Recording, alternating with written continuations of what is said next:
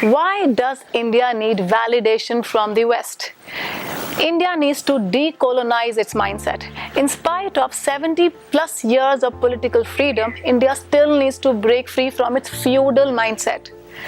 29th of April, the day when India lost its legendary performer Irfan Khan. Do you know what the entire country was doing that day? The internet was trending with "Rest in peace Irfan Khan" messages. The entire country stood united in the moment of grief over the loss of the untimely exit of its favorite actor. And trust me, it had nothing to do with the actor's religious orientation. And this is the unity in diversity personification that India is. India, which brings together different ethnicities, different races, different religions together as one nation. However, USCIRF, that is United States Commission for International Religious Freedom, released a very recent report, 2020. And trust me, we can all choose to ignore and bypass this report. Why? Because this report alleges India to be insensitive to its minorities. This report alleges that secularism is capsizing in India. The report created havoc in bureaucratic corridors, so much so that the External Affairs Ministry had to release a statement of condemnation. Trust me, this report pulls down the glorious history of Indian democracy to shreds. This report ranks India amongst the lowest rung of nations. It treats India like a tier 2 nation. It is not only derogatory, but it clubs India with nations like North Korea, China, Iran and Pakistan. And these are not countries. These are prisons running education and re-education programs for its minorities. These are countries that are smeared in racial discrimination. These are countries that deprive its minorities of basic amenities like healthcare even during corona pandemic. USCIRF demeans India, the largest thriving democracy of the world, through this report.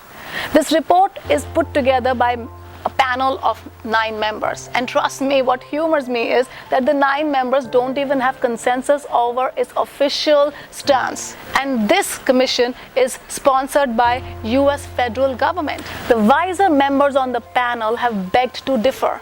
They say that India could not have been put on this list at that level with these rogue countries. But hold, why does India need validation from the West? Why do we still need validation from the West? Now let me take you to politically diametric opposite end of the world, the Great Britain. Keir Starmer, the leader of Labour Party, recently changed its position on Kashmir. Recently, Labour Party took a fresh stand on Kashmir. It now accepts that Kashmir is a bilateral matter. It is a matter which needs to be resolved between India and Pakistan. I ought to say, it is a much needed course correction.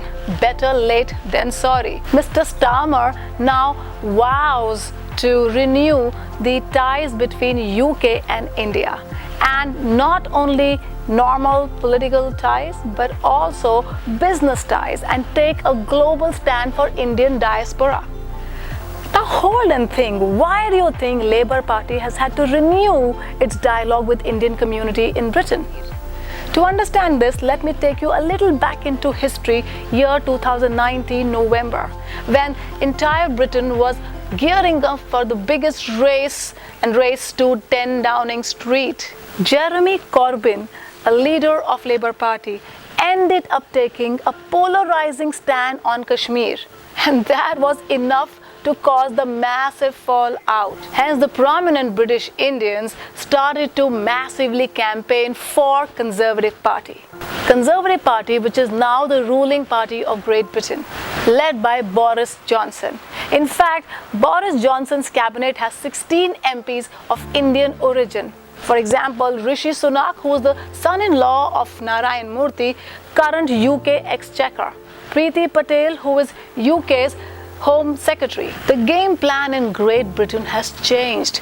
Labour Party no longer wants to challenge the popularity of British Indians. Labour Party wants to course correct. Labour Party wants to acknowledge the contribution of British Indians in British society. And Keir Starmer, the leader of Labour Party, was quoted saying that we must not let the issues of the subcontinent divide us here. So, the Indian diaspora is a strong force to reckon with in Great Britain. Now let me flaunt some numbers to impress you further. In a recent consensus in Great Britain, it was found that 2.5% of Great Britain is Indians, which is 14 lakh Indians live in Great Britain. And 6 lakh approximate migrant workers are also present there. So we make up for a huge population which can't be ignored in Great Britain. So this U-turn is the proof of the pudding, the testimony for the growing clout and might of Indian diaspora in the West. So just pause and think. We are 1/3 of the world. We are the largest consumer base of the world. We are the youngest manpower in the world. Some of the biggest Fortune 500 companies are headed by Indians. We, when come together, we can topple governments in the West. And that is the might we have. What is stopping us from making India the next superpower? And how can you make an instrumental difference in this journey from here till there? So just pause and think. How can you be active in the process of India's unification? Because remember, united we stand and divided we fall.